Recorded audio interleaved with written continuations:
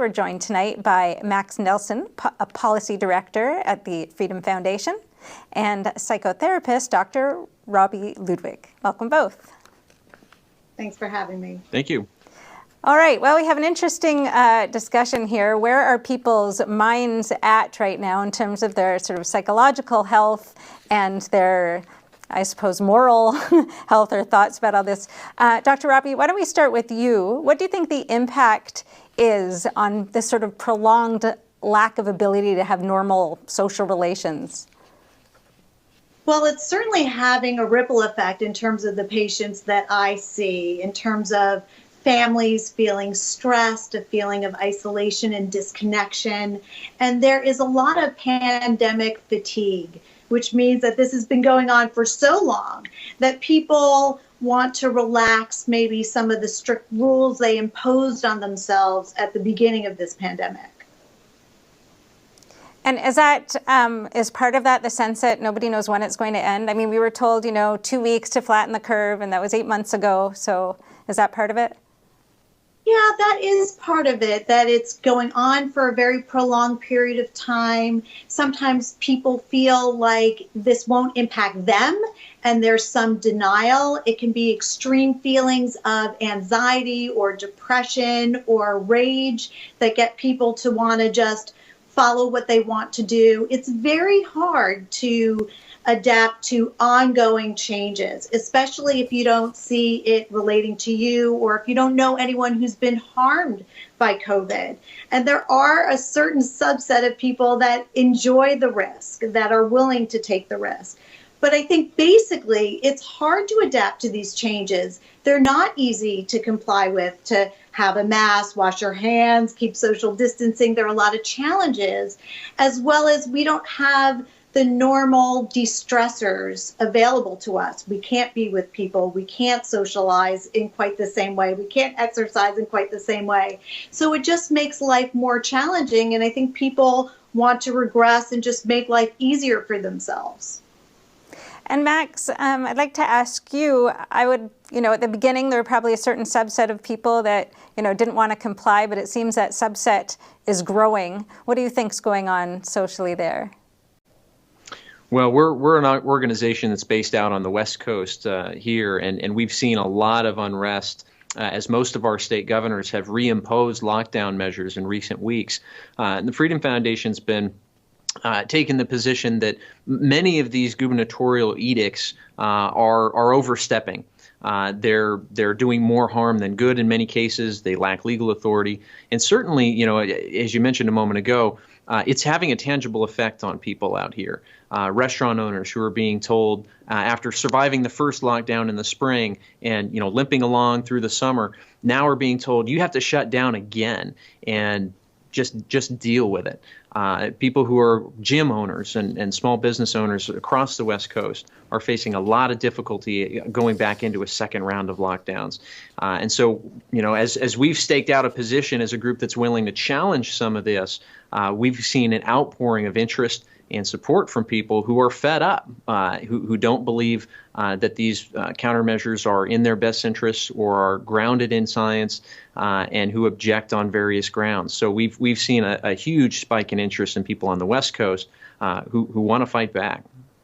So my next question is for both of you, from your perspectives. There's actually been a lot of backlash against governors and officials who are defying their own rules. We saw it happen with Governor Newsom in California. It happened with the New Jersey governor, and a few other cases too.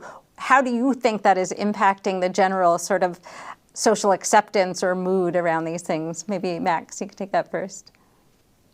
Well, it's incredibly damaging, and it undermines the impression that public officials want to leave, that this is something to be taken seriously. And look, the virus is something to be taken seriously, and it is a real problem. And people should take reasonable methods to protect themselves and those they care about. But at the same time, we've seen, again, on the West Coast, these governors have taken very strong and draconian even measures to lock down our economy. And so people see that. They feel the suffering of the lockdown themselves personally, And at the same time, the government officials who are harming them and ending their business and eliminating the dreams that they've had for retirement or just a steady job to take care of your family, as people are seeing all of that and feeling all of that, they then watch their elected officials go have dinners with healthcare lobbyists at high-priced French restaurants, or take golfing trips to Hawaii. Even New York Governor Cuomo this week told the press he was planning on spending Thanksgiving with his 89-year-old grandmother, while at the same time telling New Yorkers they shouldn't be spending time with their families during the holidays. And that's just something that, hypocrisy is hard to take under any circumstances. When your business and your livelihood are on the line and have been destroyed by some of these edicts, it's incredibly hard for people to see their elected officials doing the exact opposite. Yeah, and Governor Cuomo had to backpedal on that one and cancel his Thanksgiving plans. I agree with that. I mean, when we see elected officials basically sending the message, do as I say and not as I do, it really can increase a feeling of rage and anger towards these officials, because we all want to spend time with our family. And do these elected officials have certain advantages that maybe the rest of the public doesn't have, like rapid testing or access to certain information that would help them feel more comfortable being with their relatives that are not available to the general public? It really just highlights how there are a different set of rules based on class and money and position.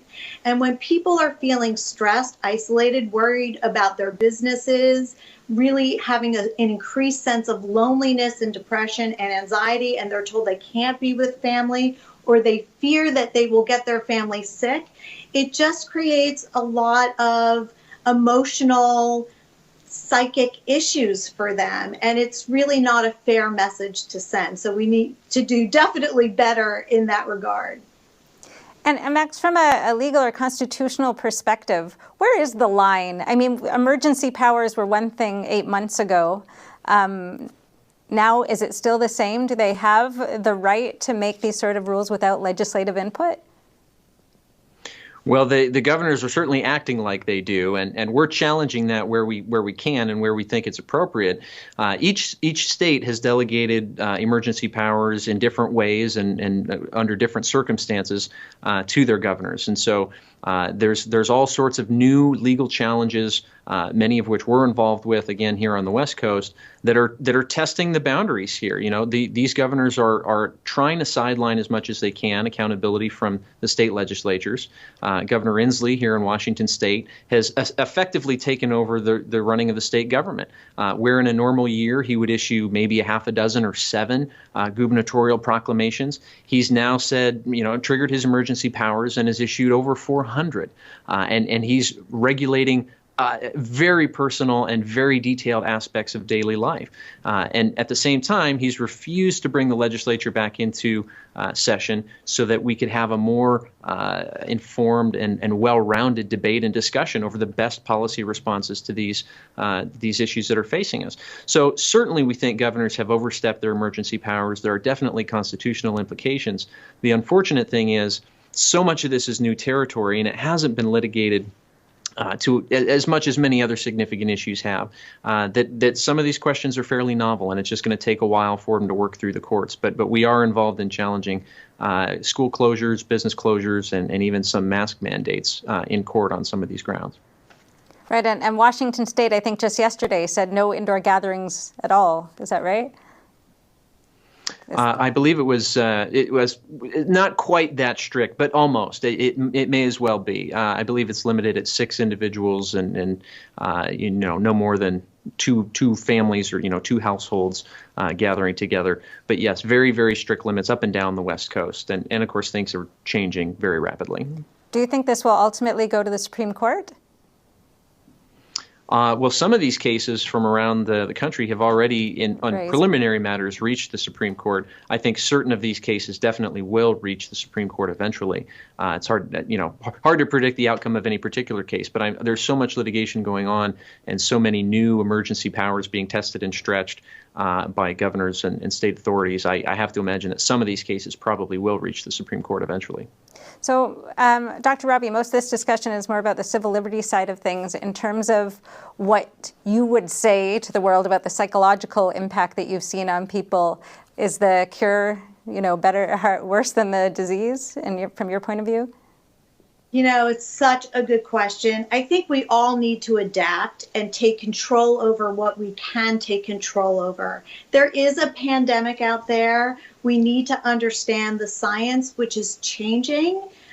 We need to look at science that we can trust, like the CDC, hopefully is science that we can trust, and also connect purpose to why we're doing what we're doing. We're doing this for the greater good. We're doing this to protect ourselves and those that we love. And we need to make it easy for ourselves. Have masks available. Make sure you get in the habit of washing your hands and socially distancing, and realize that social distancing is not emotional distancing. Find other ways to feel connected, to understand your feelings and understand that it's okay to have a range of emotions. Have a support group available of people you can reach out to when you're feeling frustrated. And of course, under any psychologically difficult times in your life, it's good to make sure you're taking good self-care. So you want to make sure that you're eating right, you're exercising right, you're getting good sleep, that you find the silver lining in all of this, because there is a silver lining, and to have a sense of humor so that you can psychologically get those endorphins going and help yourself to feel better rather than worse. All right, we have about 20 seconds left. What are each of you doing for Thanksgiving? Max? I'm going to be enjoying it with my close family. And Dr. Robi? I'm not traveling. I'm just spending it with my family. I hope they won't get bored of me, but we'll try to be thankful for something. All right. Thank you both so much for joining us tonight.